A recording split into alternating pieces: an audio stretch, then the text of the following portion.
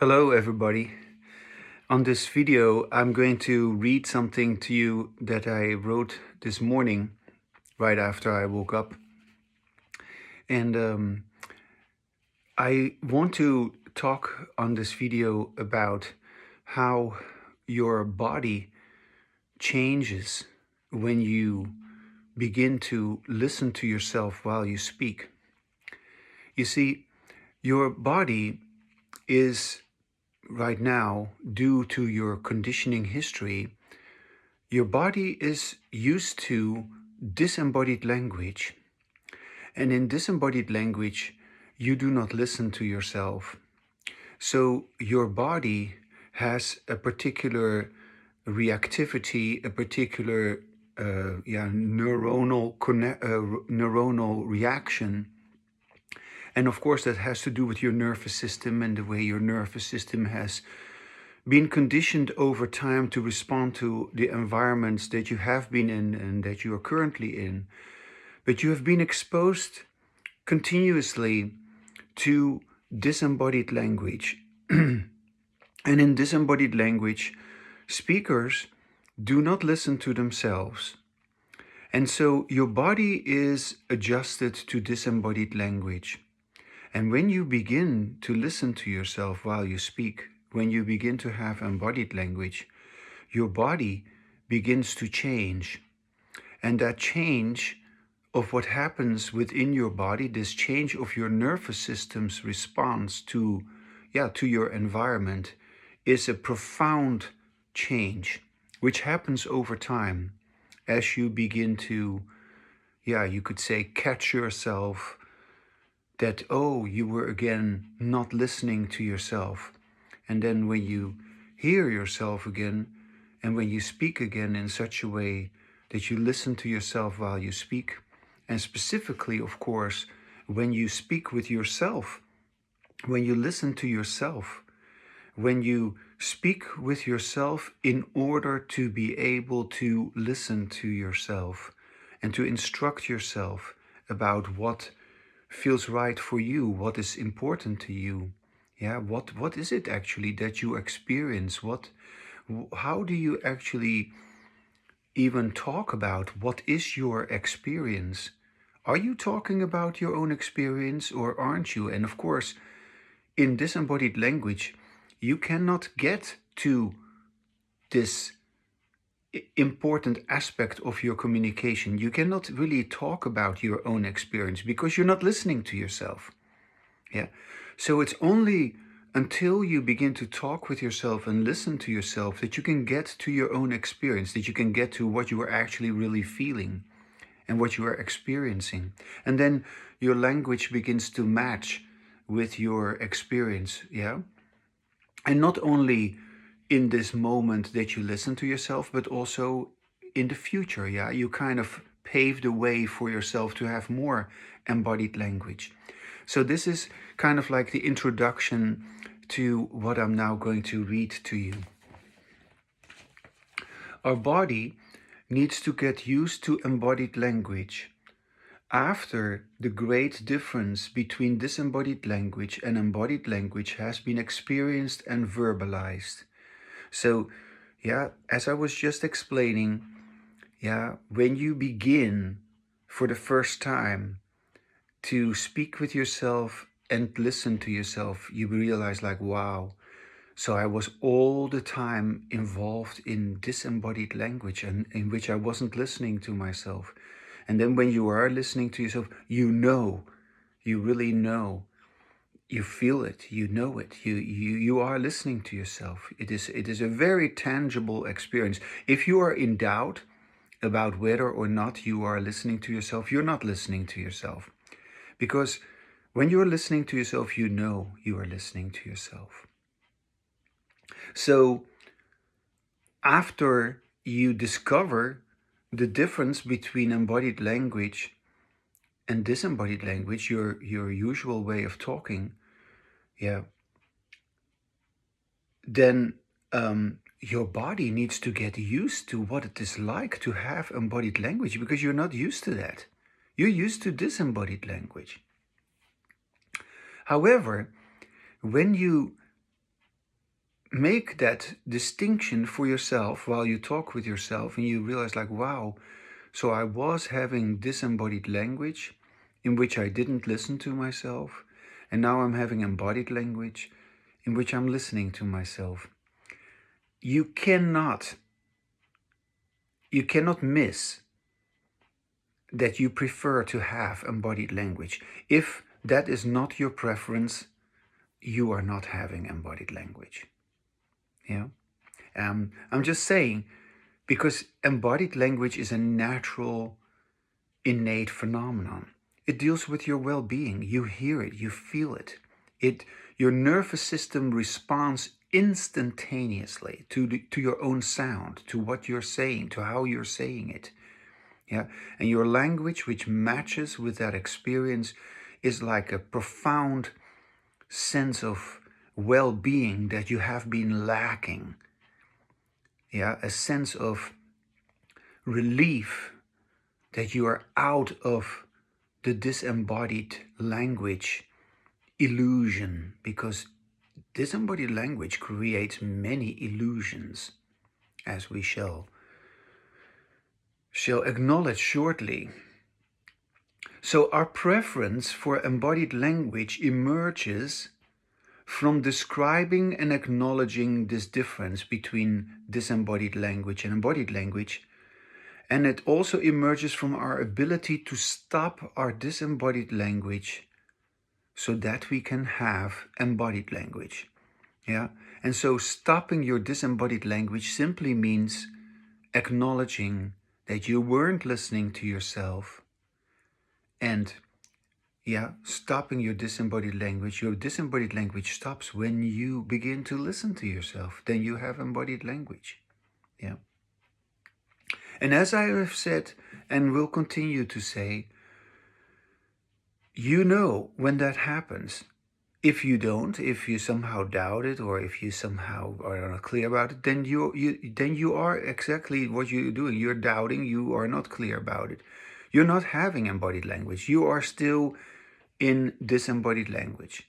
And disembodied language pertains to all your struggle, all your conflict, all your anxiety, all your fear, all your stress, all your worry, all your hatred, all your aggression, and everything that is negative is involved in disembodied language. Embodied language is the total absence of that. So our preference for embodied language emerges from describing and acknowledging the difference between our disembodied language and our embodied language, and our ability to then stop our disembodied language and have embodied language. In effect, our increase of embodied language depends on the decrease of our disembodied language. And this process, which is taking time and energy, involves many instances in which we have to acknowledge again and again and again that we are conditioned to have disembodied language. And unless we keep bringing our attention from our disembodied language again to our embodied language stops. Yeah. So unless we keep bringing our attention from our disembodied language to our embodied language, unless we notice like, oh, I was getting carried away by what I was saying. I was again expressing all kind of trouble, all kind of struggle, all kind of difficulties, all kind of negativity. Okay, yeah, okay. When you realize that this goes together with the fact that you're not listening to yourself, you realize like, oh, now I'm listening to myself. And then this whole struggle begins to dissolve. It begins to reveal what it is, and you begin to put it in its place, and you leave your disembodied language behind. So your embodied language cannot continue if you are again overtaken by your conditioning history with disembodied language. So unless you keep paying attention to the way in which unknowingly, because it happens inadvertently, it happens, without you noticing. And at certain moments you realize, like, oh my God, this is disembodied language. I'm not listening to myself. I want other people to listen to me. I'm only busy trying to listen to others, but I'm not listening to myself. I feel I'm scattered. I feel like everything demands my attention, but I have no attention for me. Yeah. And so there's some sort of an outward orientation that everything else is more important than me. Yeah. And then there's this struggle, and then there's also this verbal, gobbledygook, that you have in disembodied language, because you are verbally fixated. You believe that everything has to do with what you say. But no, when you finally begin to listen to how you say it, then you hear, like, oh, I was not listening to myself. No, I don't even like my own sound when I talk like that. Yeah. So when you hear your own disembodied language, that's the experience that you will have. You will say, I don't like to sound like this. Yeah. And then, when you yourself have made that, that distinction, like, wow, why am I even sounding like that? If I don't want that, then you stop sounding like that. And then you begin to sound like how you would like to sound. And it's not that you are suppressing anything. No, you allow yourself to be well. You allow yourself to stop producing the sound of your anxiety, the sound of your stress, the sound of your fear, the sound of your hatred, the sound of your negativity, the sound of being out of touch with yourself because you're freaked out, you're stressed out, you feel threatened, you feel overwhelmed, you feel scattered, you feel depleted, in disembodied language. But in embodied language, you feel present, you feel calm, you feel, whole, and you sound like it. You say it to yourself, and it feels good. You prefer that, and that's why you want to continue with it. So it is a process which is taking time and energy, and it involves many instances in which we have to acknowledge again and again and again that we are conditioned to have disembodied language. We were not conditioned to have embodied language. And unless we keep bringing our attention from our disembodied language towards our embodied language stops. And this is why it stops. This is why it can't continue. This is why your embodied language has never gotten a chance, because you've never observed this process as it is. You've never articulated to yourself that this is actually what is happening. So you are basically completely in the dark about what I'm talking about.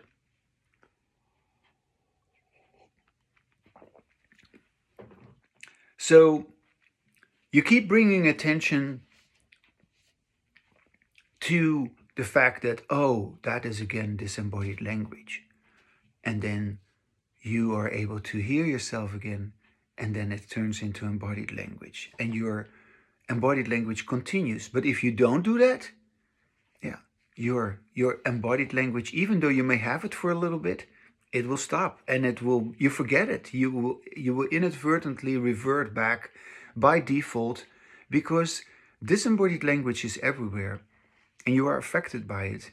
You're not some superhuman. No, everybody is affected by the disembodied language of others. And so you carry on with that without even realizing it, without even realizing how you shortchange yourself again and again and again. So of course we do this, we do this to stop our disembodied language and to continue our embodied language by telling ourselves what is going on with us. And while we speak with ourselves about everything that matters to us, so you need to talk with yourself about your life, about what matters to you. We can only begin to notice the difference between our own embodied language and our own disembodied language, our history of conditioning.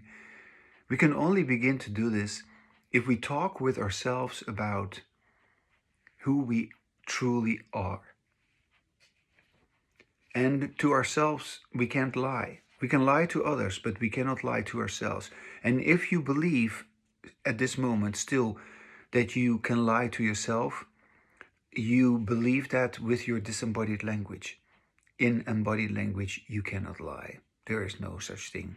Yeah, you begin to speak the truth about who you are. And yes, that may be painful, that may be sad, that may be emotional, but it's okay to go through these emotions, because these emotions are very, very important to be addressed. So of course we do this by telling ourselves what is going on with us, while we speak with ourselves about everything that matters to us, and while we listen to ourselves. Then our disembodied language stops and our embodied language continues, and our lives are getting better and better, as all the behaviors that are associated with disembodied language, they will also begin to attenuate. Yeah, they will begin to subside. So as my disembodied language becomes less, yeah, also all the behaviors that go together with disembodied language will become less. Again, I just want to stay in the flow of this sentence. Yeah, our lives are getting better and better as all the behaviors that are associated with our disembodied language attenuate, as our disembodied language becomes less, while all the behaviors which belong to our embodied language, they begin to shape our lives. So I'm just giving some examples: taking better care of yourself, taking rest, also taking time for yourself to be able to have that conversation. All of that is involved. How other behaviors begin to replace the behavior that belonged to your disembodied language. This is obviously the change from disembodied language to embodied language, and particularly the change of the behavioral set that goes together with disembodied language to the behavioral set, and the discovery of and the exploration of the behavioral set that goes together with your embodied language. That is obviously an enormous overhaul. But there's another aspect about this transformation which happens at the neural level. So there is another aspect of this process that happens neurobiologically. There's a change in your neural behavior, in your nervous system, yeah, in your brain also. The neural connections that are being made in embodied language are entirely different from those which you are used to using with disembodied language. So this enormous overhaul, which has to do not only with the change from disembodied language to embodied language, which is just one kind of behavior, or you could say two kinds of behavior, yeah, disembodied language and embodied language. It goes together with the change of all the behaviors which belong to these two different modes of dealing with language. Yeah, and I would say modes of dealing with language. In disembodied language, you deal with language entirely differently, unrealistically, I should say, than in embodied language. In embodied language, you finally begin to deal with language correctly because you listen to yourself. So in disembodied language, everyone believes in inner language. I repeat, in disembodied language, everyone believes in inner language, in mind, thought, or private speech. But in embodied language, we realize this isn't true. This can't be true, as there are no words or sentences inside my body, inside my brain. There are no words. Yeah. Also no pictures, no visions. Yeah. No mental constructs as we say we have. Yeah. There is not a film being played and I see all these pictures in my mind's eye. All of that is fantasy created by, maintained by our disembodied language. So in disembodied language, everyone believes in inner language, mind, thoughts, or private speech. But in embodied language, we realize this isn't true. This can't be true. Yeah, there are neurons in my brain. There are neurotransmitters in my brain. I have a heart, for sure. I have lungs, but there's no language inside of me. Yeah, and I should say this is similar also to an AI, an artificial intelligence. An artificial intelligence only has overt language, only has the language that it has gathered as input and that it can produce as output. But there is nothing inner. There is no mind in an AI. There is no self in an AI. But we are in that sense similar to an AI, that we do not have a self. There is not a speaker inside of me who speaks. There is not a me inside of me who does what I do. I raise my hand, I point, I wave at you. Yeah, but there is no I inside of me who does this. There's only me gesturing like this, but there is no me doing this. And so the idea of an internal behavioral causing agent is again also a fiction that is created and maintained by the way in which we talk, which is disembodied language. This fiction will evaporate once we begin to have embodied language. It never existed. And so that's a great relief, because we do not need to bother with it any longer. We have been bothered about it all along, and it has given us nothing but trouble and complications. But once we make the switch from our disembodied language towards our bodied language, all our so-called mental health problems will also begin to dissolve, because they were all part of our disembodied language. It is a huge, huge discovery, yeah, and Western psychology is completely in denial of what I'm saying, and yet this is the truth of how we communicate. So continuing my emphasis in this particular writing on the changes that happen at a neural level, I am talking about this overhaul, this overhaul which not only deals with these two different ways of talking, one in which we do not listen to ourselves, disembodied language, and the other in which we listen to ourselves, embodied language. No, it also deals with the subsidence of the behavior that belonged to disembodied language and the replacement of that behavior with new behavior which belongs and which naturally becomes available to us with our embodied language. So this is a process of, you could say, deconditioning, decreasing the old behavior, and reconditioning that involves the new behavior. And yes, it is really helpful if we are knowledgeable about behaviorism, because behaviorism is the science of human behavior, which would inform us that all of this has to do with the extent to which embodied language is reinforced. And as I have said in other videos, of course, there's self-reinforcement, where you begin to enjoy having embodied language by yourself, and you just enjoy hearing your own sound, and you enjoy what you're able to say alone with yourself when you have embodied language, and you realize like, wow, I can never talk like this with others because I can only talk like this with myself. But once you explore your own embodied language on your own, like I've just described, you can't help but realize like, wow, but it should be possible with others as well. Of course it is possible to have embodied language with others.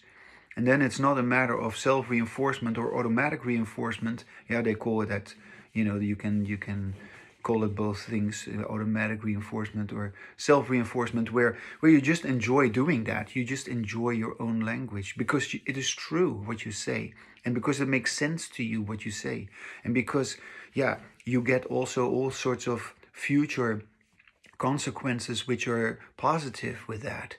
And so you get control of your life with your embodied language, and you use your language correctly, and you are certain about things which you never have felt certain about before. And so there's an integration of who you are. Yeah, you become whole. You heal from your trauma with disembodied language. Yeah. In any case, you just begin to have your own way of expressing yourself, and um, um,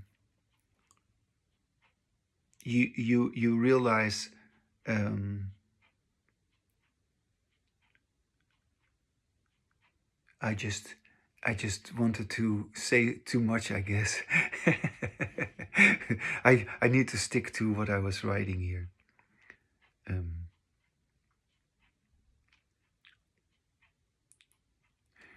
there's this overhaul that I was just addressing.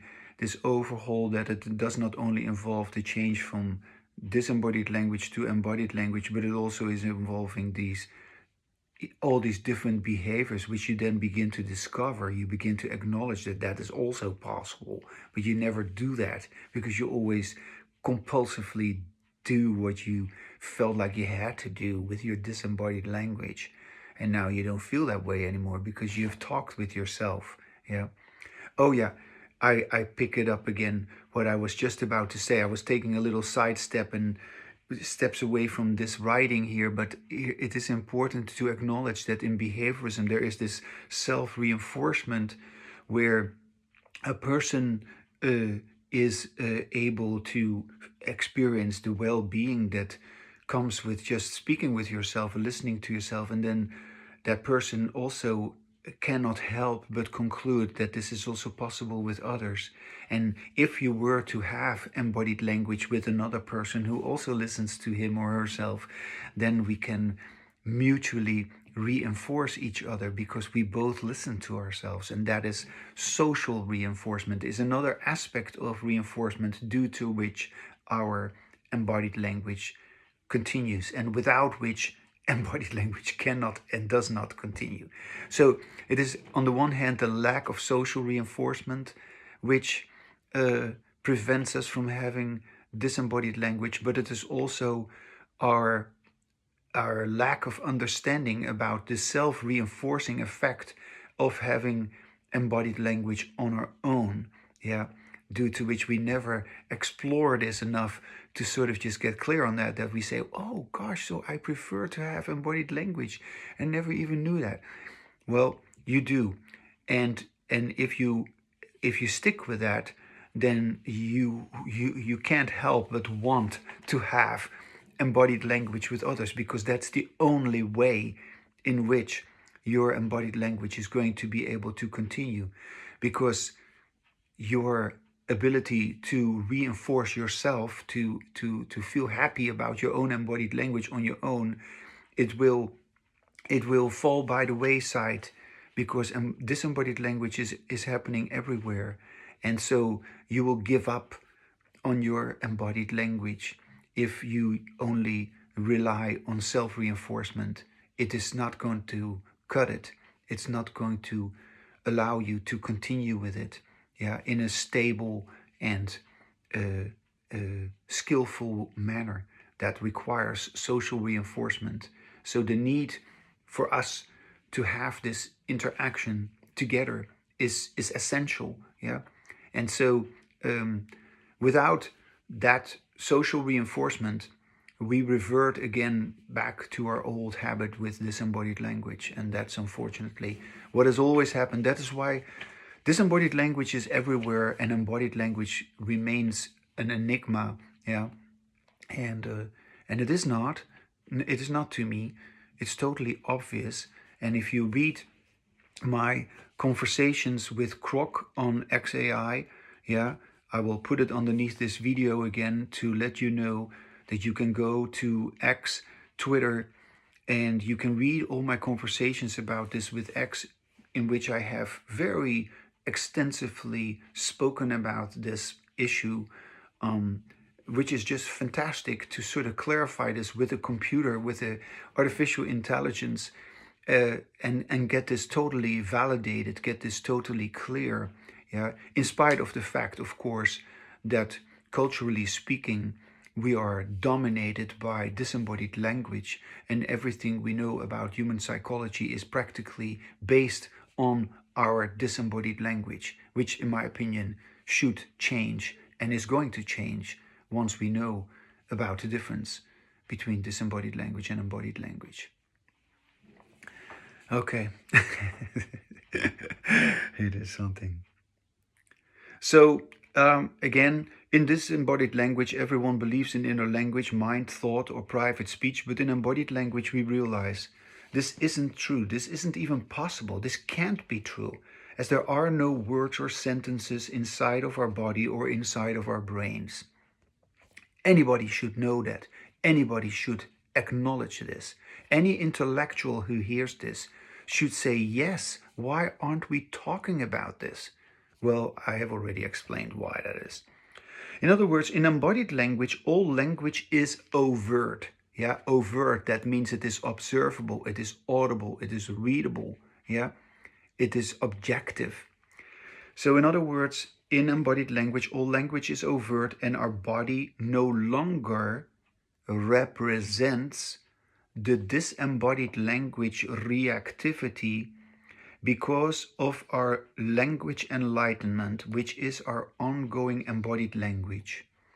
So once we have ongoing embodied language, the reactivity in our body, which relates to our disembodied language, it begins to also subside. So there is going to be a neural change in our body due to our embodied language.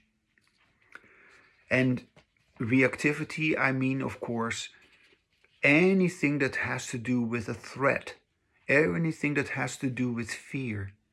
Disembodied language is the language of fear, threat, and intimidation, humiliation, domination, exploitation, coercion.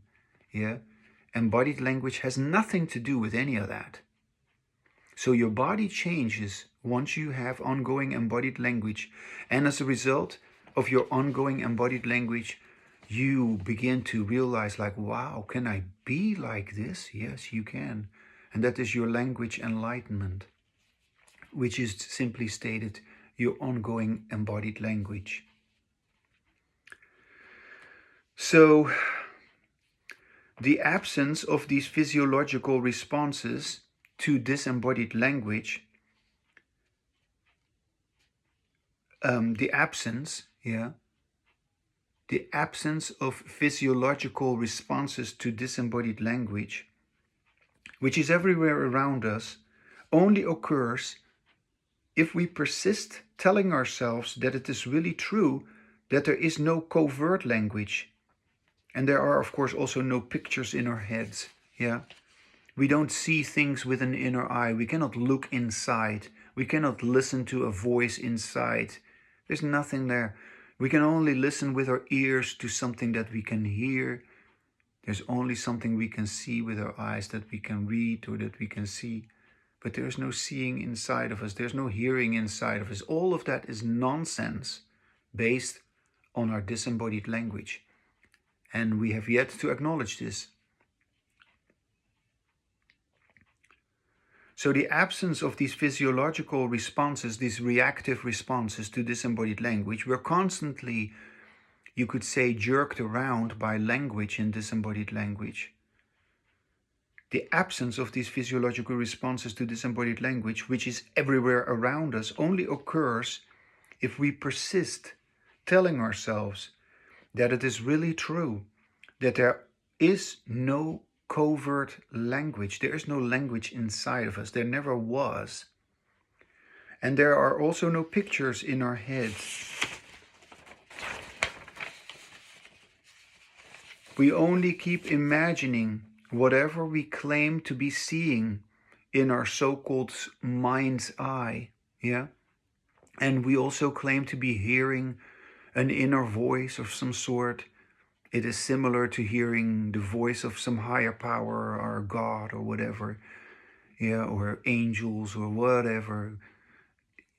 I'm hearing voices, yeah, internal stimulation in schizophrenia. All of that is the same reference to non-existent inner language, all part of our disembodied language, overt behavior, disembodied language. We sound horrible when we don't listen to ourselves. Our voice grabs, our voice stabs, our voice pushes, pulls, and forces. In embodied language, we sound really pleasant because we hear ourselves and our body completely relaxes. Our body is in a state of well-being because there is no threat, there's no fear, there's no negativity. So we only keep imagining what we claim to be seeing in our so-called mind's eye due to our disembodied language. And what Buddhists have described as emptiness, yeah, the meditativeness and all that kind of stuff, that is in fact the absence of anything seen or heard inside of us. Yeah. Of course, when you are meditating or when you're practicing some sort of technique to meditate, this is what you do. You basically suppress your tendency to have language. Okay. And then you get those types of experiences, these so-called spiritual experiences, these satoris or whatever you call them. But it has nothing to do with what I'm talking about. What I'm talking about is that the so-called mind, which presumably just keeps chattering, yeah, which presumably just goes on its own involuntarily, is just based on the imagination of inner language, created and maintained by our usual way of talking, in which we do not listen to ourselves while we speak. So the Buddhists have described this as emptiness, but it is in fact the absence of anything that is seen or heard inside of us. We cannot see inside. We cannot listen inside of us. That's not how our ears work. That's not how our sight works. Simply stated, we can only see what we see with our eyes, and there's no inner seeing, and we can only hear with our ears, and there's no inner hearing to some inner voice. All of this stuff has been going on forever due to our involvement in disembodied language. But once we begin to have embodied language, the pull of this self-induced illusion begins to wane. Yeah? We are all drawn into this illusion because of our commonly shared way of talking, in which we do not listen to ourselves while we speak. It is an inevitable product of our disembodied language that we have inner language, because in disembodied language we cannot fully express ourselves, never. At some point, it has been said and written by us sufficiently. At some point, yeah, I'm talking about my own process here. At some point, it has been said and written by us sufficient amount of times, and we have therefore heard and read many times about our own evolving understanding about how all our attention had in disembodied language been drawn to the fiction of inner speech. Yeah, that is what happens in disembodied language. All our attention keeps being drawn to the fiction of inner speech. It is catastrophic. But once you have had sufficient amount of time discovering your own embodied language and your own disembodied language, once you have spoken with yourself about it and written about it and read what you have written and you've listened to what you've said, in your own embodied language, you finally are able to bring all your attention to your language, as it is understood to be audible, visible, observable. And yes, your language then is objective and scientific, because anyone could hear or read what you have said or written.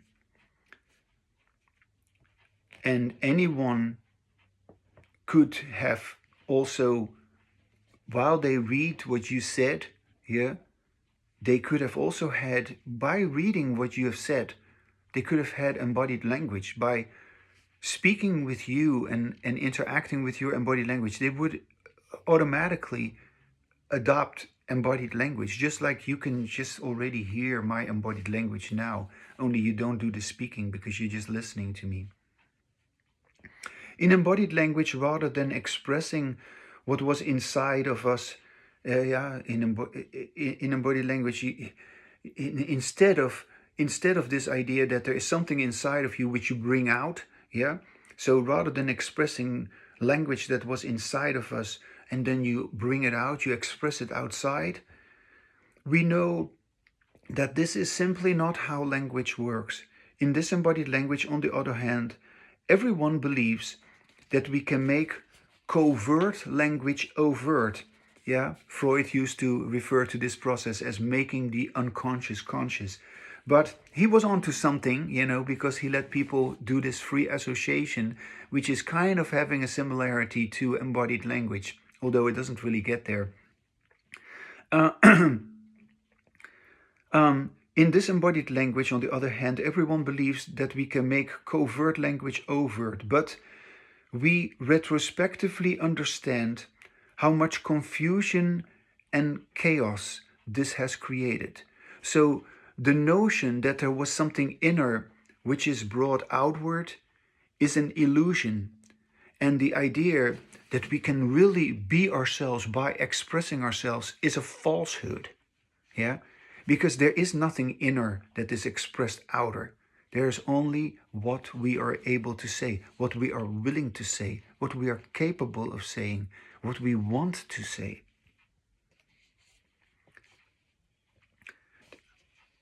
So much confusion has been created because we have endlessly maintained this falsehood of inner language, even while we are supposedly expressing what was in us outside of us. Undoubtedly, disembodied language has prevented us from having embodied language, but it should also be stated that our involvement in the behaviors which we have associated with disembodied language, these behaviors, they have prevented us from having the behaviors, from exploring the behaviors, from acknowledging the behaviors which belong to embodied language. Only to the extent that the behavioral set that belongs to disembodied language is replaced by the behavioral set that goes with embodied language, will the changes on the neural level begin to occur. This is a very important point. In other words, only through our lived experience of embodied language will the conditioning history stored in our neurobiology subside, and will we be able to continue with our embodied language without interruption. I want to read it again because that's an important piece.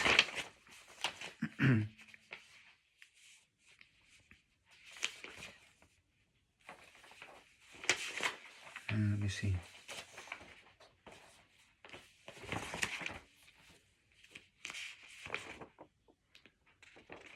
Only to the extent that the behavioral set that belongs to disembodied language is replaced by the behavioral set that goes with embodied language will the changes on the neural level begin to occur. In other words, only through our lived experience of embodied language will the conditioning history stored in our neurobiology subside, and will we be able to continue with our embodied language without interruption. Thus, being without a mind, without involuntary imaginary thoughts racing through our heads and chattering in our skull, without envisioning inner pictures or witnessing entire overwhelming movies and fearful predictions about what's going to happen, etc., which appear to go on during the day as well as during the night.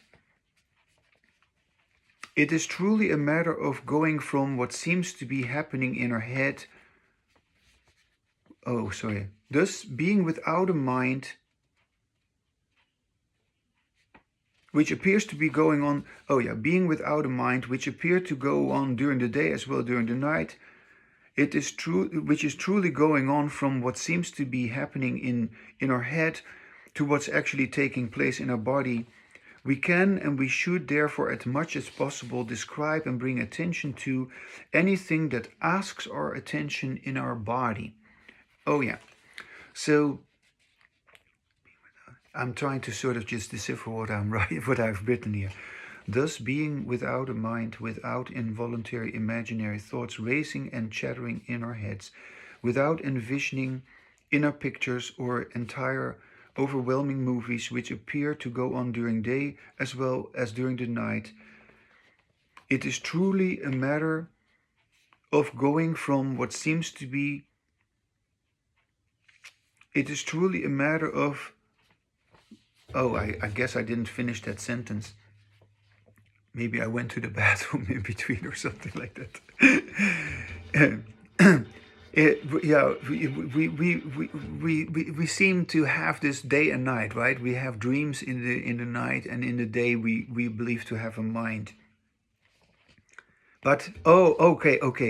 It is truly a matter of what is happening. It is truly a matter. It is truly a matter of what is happening in our body. Okay, so that is kind of like bringing home this message that I have in this video of paying attention to what happens actually inside of your body. We can and we should therefore as much as possible describe and bring attention to anything that asks our attention in our body. At any given moment, there is a sensation in our chest, in our belly, in our shoulders, in our back, in our knees or feet. And we shouldn't hesitate to tell ourselves what is going on with that. Yeah? Allow ourselves to fully express what it means that we have these feelings in our, I don't know, in our belly or in your chest or in your heart. What does that mean that you have these sensations in your body? Just begin to tell yourself what it means. And yeah, struggle with the fact that you can't figure it out. Struggle with the fact that, oh wow, everything is a struggle. And a struggle goes with disembodied language. And when you stop struggling, you have embodied language. Isn't that interesting? And then that sensation that was so painful or that was so tense or that was so dominant, you were always feeling it, and it is a pit feeling, or you were feeling troubled by it, you were feeling heavy or whatever, you had a pain in your neck or whatever, it disappears because you talk with yourself about it. You talk with yourself about what's going on in your body. Isn't that interesting? Surely in disembodied language there is no attention whatsoever for what we actually feel, because we don't listen to ourselves, yeah, let alone talk with ourselves about what's going on in our body. So even if we talk about what's going on in our body, we're not listening to ourselves. We want other people to listen to us, yeah, and hear how much we're suffering or something like that, or hear how strong we are, how capable we are to not feel what is actually going on, and we are just putting ourselves above our own feelings, right? We are in control. We don't let it get to us. Yeah. Okay, that's what we do in disembodied language. Surely in disembodied language, there is no attention at all for what we actually feel, because we don't listen to ourselves and we don't experience our own sound within our own body. This is a very important point. When you speak with yourself, you experience your own sound in your body. This listening to yourself is experiencing your own sound with your body. That's what listening is. You've never done that in your way of talking, but you're going to if you're going to listen to yourself and have embodied language. Everything that asks attention and holds our attention and demands our attention in our body, it can get our attention in embodied language, and then it dissolves. Just keep on talking about it as long as it's needed. You give attention to what asks attention, it gets saturated with your attention, with your verbal attention. Yeah, your verbal attention, but also with your sound, with your feeling, with your non-verbal approach, embrace, acceptance of what it is that you're saying. This amazing space-creating property of embodied language is phenomenal, as this is not only creating physical comfort and awareness, but it also dramatically improves your sleep. It is during sleep that we are naturally best protected from the disembodied language that is going on everywhere, because we are just alone in our bed. Yeah. And this is why most restoration of our body occurs during our sleep. Restoration of our body in terms of restfulness, in terms of retreating into our body, where our body can just relax and become attuned to the circadian rhythm, to its natural rhythm, the waking up in the morning and falling asleep again in the evening. In the day, there's no more inner self-talk, and during the night, there are no more dreams. And this truly rejuvenates our body, which is now felt as the environment in which we live our lives. I say it one more time. It's such a nice sentence. In the day, there's no more inner self-talk, because we don't believe that anymore, and we've stopped our disembodied language. And during the night, there are no more dreams. There's no more inner language going on also during the night. No, there's just that restorative effect of our sleep, our dreamless sleep. And this truly rejuvenates our body, which is now felt as the environment in which we live our lives.